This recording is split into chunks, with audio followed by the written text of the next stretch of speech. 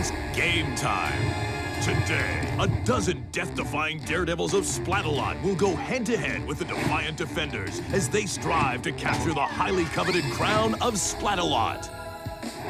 Will these defenders be able to keep the castle safe from the attackers, preserve the kingdom of Splatalot, and in the end, reign victorious? Who will tumble? Who will tilt? Who will teeter? And who will go splat? Hello, everyone, and welcome to Splatalot. I'm Jason Agnew, and beside me is the Manimal, Matt Chin. We are super jacked up today to bring you all the action from the castle as our attackers try to find a way around the course and the dastardly defenders. Yes, it should be a blast watching these attackers fail miserably, and I can tell you right now, Jay, we are lucky to be up here in the Splat-Proof Shack because down there is no place to be. We're here at the terrifying Splatalot mode, where this week's attackers will attempt to be one of the top 6 to qualify for round 2. In round 2, attackers will be attempting to capture one of the 4 flags and escape the stockade. Then on to round 3, where our final 4 attackers will be trying to capture the crown. But it all starts here in round 1. So let's preview the mode, starting here on the pungent plank. It stinks. Then up the slippery slope to the rolling mace. It spins. Onto the impossible incline. It slides. Then the beastly battle axes. It chops. I mean, they chop. Over the rope bridge of disaster. It flips. Then onto the debilitating disc. It discs. Oh, you know, and you were doing so well. Thanks. I've been reading this new book called Broadcasting for Guys Who Work with Dimwits. It's really paying off. Burn! All right, now let's meet the real stars of our show, the Defenders. In the first round, attackers will say goodnight to Nitrous, face the valiant Viking Gildar, and clash with good old Kookaburra. Hey! Welcome to Splatalot! Not welcome. It looks like those defenders are now in place, and it's time for the attackers to try and cross the merciless moat. Yeah, good luck with that. First up is Nick. And there's a soaker from Gildar. I believe the stinger has been stung. Hello! I'll be your host for this evening. My name is Kookaburra. Kook says hello, and so does the slippery slope. Face, say hello to slope. Slope, face. Face, slope. But Nick's back up. Hello, Nicholas. I am the mighty Gildar. Dupe off! Dupe off? What does that even mean? I don't know. Did he say dupe off? I think it's German. Nick's confused the defenders with German, and now he's up on the impossible incline. And fighting back! Hey! Uncalled for! And cheating, he should be disqualified. There's nothing in the rulebook that says you can't use the defender's splat balls against them. Well, there should be. While you work on that, let's get back to the action. Get ready for a duping! I dupe you! Oh! Is there a rule about watching that again? Because that was awesome. Oh, my, that's gotta hurt a bit. And Nick is back up. Ah, Nicholas! How do you fare today? Less duping, more attacking, please. If you could. I bet his grandmother never knocked him off the rope bridge before. Yeah, hopefully he doesn't break a hip. No broken hip as he climbs to the top. Just in time to take a paintball to the back. The debilitating disc does just that. I believe you've been duped. That may be true, but Nick has posted the best time of the day at 8:21. But he's the only time. Best.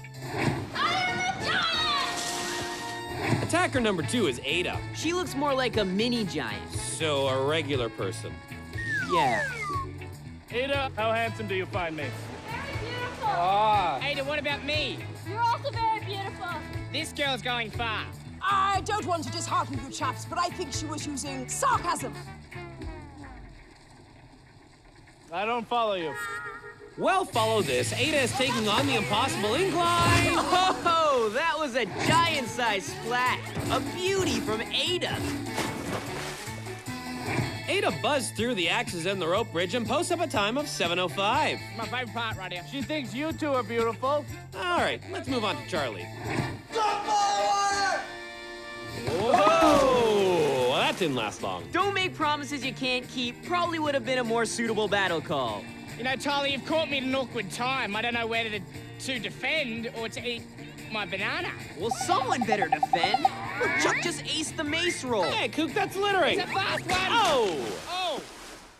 Is it? Or is it just an inventive use of Kook's compost?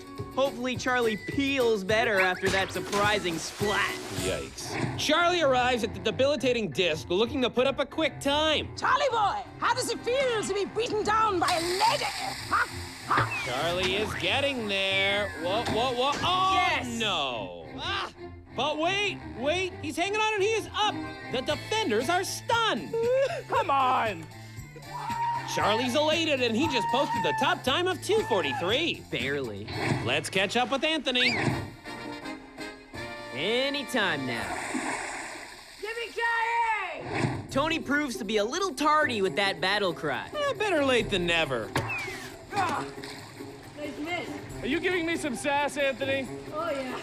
Now attempting the mace roll. Oh! There's nothing I enjoy more than a good stopping of the sass. Let that be a lesson to the rest of the attackers. Keep your sassy pants at home. We'll check back with Anthony later. In the meantime, here's Josephine. Whoop. Asia power! Let's see if that Asia power pays off. Nice lettuce head! Whoa! With the personal attacks. We're sassing it up again. I like your attitude, though. Let's do this again, my son! Oh! Wow! Sass seems to be everywhere today. Apparently, so is Josephine's shoe. Look at it go flying after her run-in with the beastly battle axes. Well, at least it floats. You can't say the same for Josephine's time, which is a rather hefty 9:47. The other sass machine, Anthony, didn't fare much better. Yippee-ki-yay, Splat! Wow! Although he did manage to finish with a time of 6:12. No more. 3. Attacker number 6 is Liam. I like cheese! No problem with the plank or the slope, but he's frozen before the mace. Maybe we should just go to a commercial. Or I could just use this fast-forward button. All right, that's enough. I don't know how to stop You're it! going too far. I can't go back! Go back a little bit. Just give me the machine. Told you not to touch the deck. I don't usually do this part. Okay, looking at the leaderboard, Charlie has a top time of 2:43, while Josephine has the slowest time of 9:47, and, coming up is, more splats and stuff?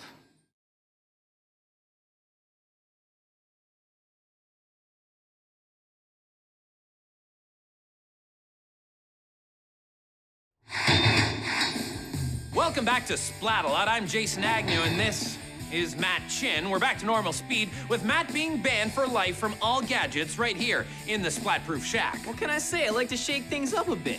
Charlie has the top time of 2:43, while the time to beat in order to qualify for our top 6 is Josephine's 9:47. Better not sass our 3 defenders, because Nitrous, Kook, and Gildar have heard enough. Well, let's get back to the action with attacker number 7, Tyler. Oh, isn't that nice? Tyler, how are you today? That's good. Is your mother watching? Hello to Tyler's mom, who is clearly impressed by my handsome Viking-like features. Don't worry, Tyler's mom. Your autographed picture is in the mail. And Tyler sizes up the impossible incline. Can he hold on? Come on, Tyler. Come on, gravity! Yes! Oh, Tyler looked like he might just make it, and when he did that mermaid thing, he almost did. But like all mermaids, he loves the water too much to survive on land. Tyler raced over the axes and the rope bridge. Careful, my boy. Nitrous has her eye on you. Now, Nitrous! But Nitrous and her water cannon rained on that parade. High power raid. Sorry, Mom. That must be very embarrassing for you. And with the 7:05, Tyler jumps into the top 6, knocking out Josephine in the process. Now we shoot over to attacker 8, Brianna. I like hot sauce and white glue! Who doesn't? Hello, Brianna. That's not nice! That's supposed to be nice. I am a defender. I am telling me I look like Goldilocks. I'm not laughing. Oh! Nice splat and scream combo. With a bit of hair dye and makeup, Gildar's going straight to the Three Bears house. Well, let's see if these paintballs are too hard, too soft, or just right. Gildar! Some sort of kook signal system happening here. And what's that supposed to mean? Get the attacker. Obvious to me. Now Nitrous is in on the action. All right, wait a minute. I got one. Defend the castle! Well, all you had to do was do this. Cut it out! Lots of confusion, but it didn't seem to help Brianna any. Oh, and a face-first dismount. Please let me see that again. Yikes. Oh my goodness, Splat of the Day material all the way. Well, Brianna found her way to the finish platform. But way too late to qualify for the stockade. Adios, amigo. You know, with the cast of characters that come through this castle, you'd think this place was a zoo sometimes. We get our fair share of gorillas, that's for sure. Not very agile for a primate. We also get turkeys. Oh, stuffed into the gravy. Yes, we even have the ferocious jungle animal, Catface. That's right, Jay, and certainly one of the animal's favorite toys to play with are the beastly battle axes. Or at least that's my favorite to watch them play with. Whether you're a gorilla, turkey, or Catface, you're going for a swim. But look at this, there's Melanie on her way to the rope bridge. And right into Nitrus's trap. There goes Janelle. And Heather completes the cat trick. That's how it's done. Let's see how our menagerie did. Janelle nailed down a 5:53, aping into the top 6. Melanie gobbled up a 4:41, ending the day for Liam and Brianna, and squeaking into round 2 is Heather with a 7:04. Here's our final attacker, Jonathan. Feel the thunder! That was an actual battle cry. No messing around. Can everyone be quiet? I'm trying to feel the thunder. Feel the thunder! I think the thunder was just a fart. Careful now. He's cleared the way, and now he's going for it. Oh! Ow. It's the thunder followed by a good splat. Isn't that how it always works? Up he goes to the finish platform, and with a 5:31, we'll be seeing more of the thunder in the stockade. You know, I don't think you need that anymore. Jonathan's moved on to round 2. I'm wearing it because of you. Is that a new cologne or something? Well, yes, actually, it's called Morning Thunder. It's nasty. All right, let's take a look at who is moving on. We have Charlie, Melanie, Jonathan, Janelle, Anthony, and Heather. These 6 will be headed to the stockade where they're going to be attempting to make a daring escape. So bring the thunder, the turkey, and the cat face. The attackers are on the loose. Seriously, can we crack a window up here?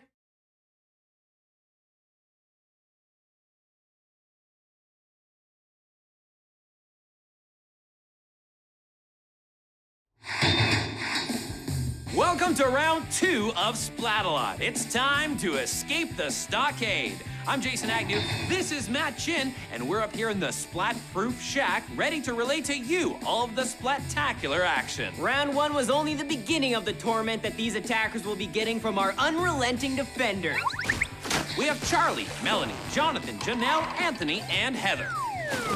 This round is always foamy, always spinny, and always splatting. Here's a closer look.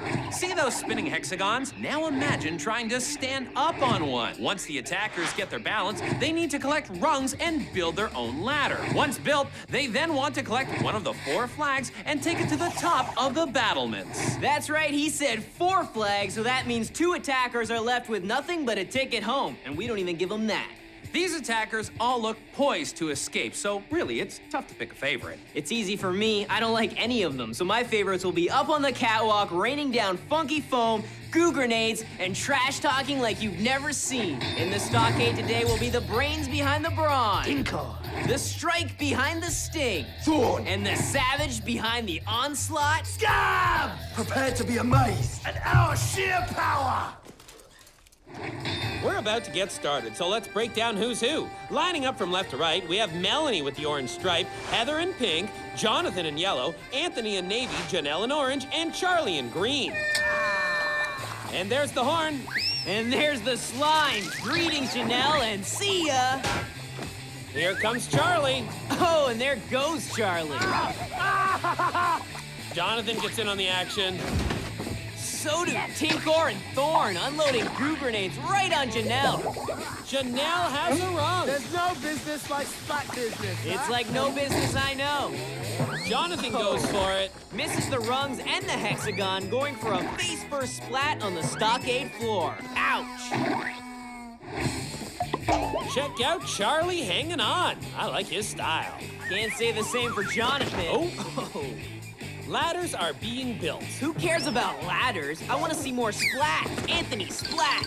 Melanie, splat. Heather, splat. Thorn unleashes the slimy slicer. Take that, Charlie. Oh, he took down the rung holder and the rung. That is one strong attacker.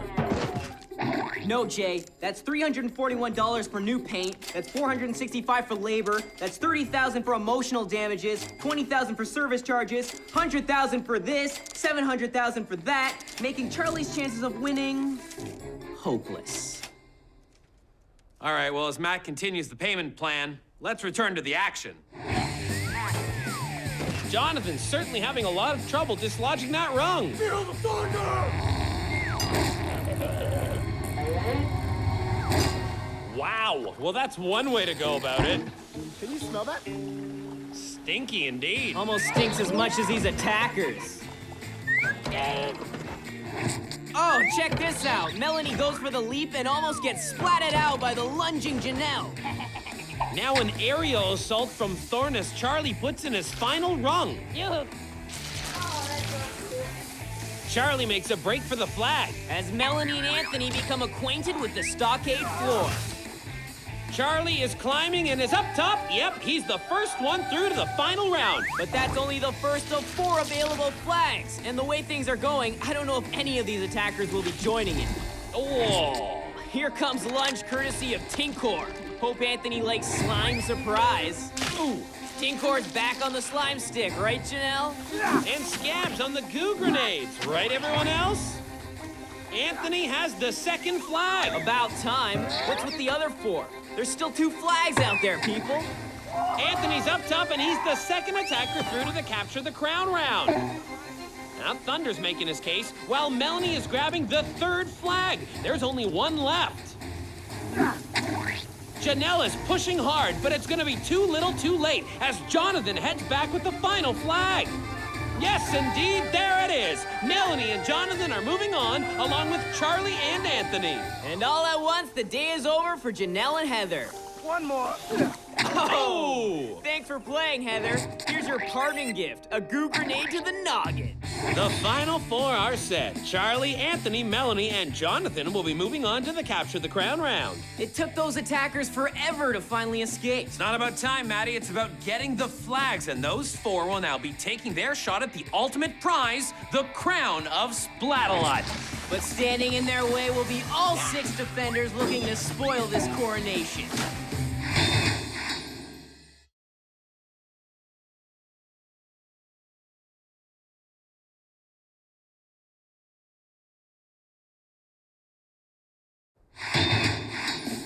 Here we go with the final round of Splatalot. I'm Jason Agnew, this is Matt Chin, and we are seriously psyched to see who will capture the crown. I'm more psyched to see who will fail this round. But tomato, tomato, right, Jay? Earning their way here was Charlie, Anthony, Melanie, and Jonathan. Hey, Jay, what do you say we just grab the fast-forward machine and get this over with? It's gonna get ugly. We've got Gildar, Tinkor, Scab, Kookaburra, Nitrous, and Thorn. Let's get to the course. It starts with a dip into the murky mud bath and a slip on the slippy slides. Then it's onto the Titanic teeter-totters, a trip over the barrier of all barriers, and onto the lily pads, up the water wall where the crown of Splatalot awaits. Like a hamburger under a heat lamp, it's gonna be waiting for a while, Jay. Let's see how our attackers line up today. Here's Charlie in the green helmet, Anthony in the navy, Jonathan in the yellow, and Melanie in the orange stripe. It doesn't matter, Jay, because when these defenders are done with them, they're all gonna be painted black and blue. There's the horn. And there's the mud bath. Gildar and Kook serving up the funky foam. Charlie with a smooth ride over. Not so much for the other guys. Charlie now the first to make it to the teeter. And the first to fall off. Everyone else now joining in the falling fun. Bigger. Oh! Take that, attacker! Fun is over, says Nitrous. Not for me, though, because I get to relive those splats over and over again. Who will be the first to conquer the teeters? What's that yellow stuff? Wait. I don't want to know. Don't tell me. There's more of it. This is gross. It's already over. It's time for you to let off a little steam. And Thorn vaporizes Charlie, but he still makes it across to the lily pad. Feel the thunder! Oh, and the thunder has backfired, knocking Jonathan into the water. There he is creeping up, and wham! He's in the water. What a blast! What a splash! Charlie is running away with it. Or should I say leaping away with it? Either way, he's out in front. The other three can't seem to get it together. I'll get him. Oh! Onto another pad he goes. And down to another splash. Eee. Charlie leaps, but does not make it. The rules state you have to land with both elbows on the platform. You gotta watch out for these cheaters. Now the defenders are surrounding him and letting Chuck have it. Good defending, everyone. And why not? The other three can't even get across the teeter. Oh! Look out for that water, Tony. Splat!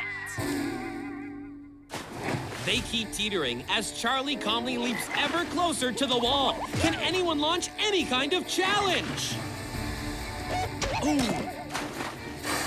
Engulfed in vapor, Charlie has made it up and out of the water. They're getting the crowd! Whoa, Gildar is not happy about that. Neither am I. Great no-look shot, but to no avail because as the thunder rolls, the lightning strikes, and Charlie is the new king of Splatalot. What are we doing? Just giving away crowns?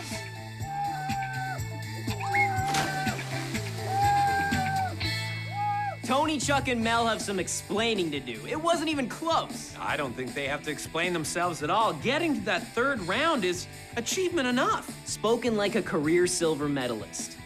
You're a class act, my friend. Thanks. Speaking of class acts, we have another award to give out today. It's the Splat of the Day. You know, each time we do this, we see dozens of great splats, but only one is good enough to be deemed the Splat of the Day. Our Splat of the Day comes courtesy of Ada, face first with more distance on the ricochet than on the initial approach. What an achievement, and certainly deserving of our Splat of the Day. Now let's take a look back at Charlie's journey to the crown. Nimble on the moat, Charlie posted the fastest round one time. Destructive in the stockade, he was the first to the top with a flag. And swift in his pursuit of the crown, Charlie showed us how it's done, reaching the summit and becoming this week's king of Splatalot. That crown sure does look nice. It's too bad he's gonna have to give it up to pay for that destroyed rung. Now let me just make a few more calculations. So for Matt Chin, I'm Jason Agnew saying see you next time on Splatalot. $6 for postage, I fell in the water! $8.79 for management fees, $200,000 for me, $0 for Jay.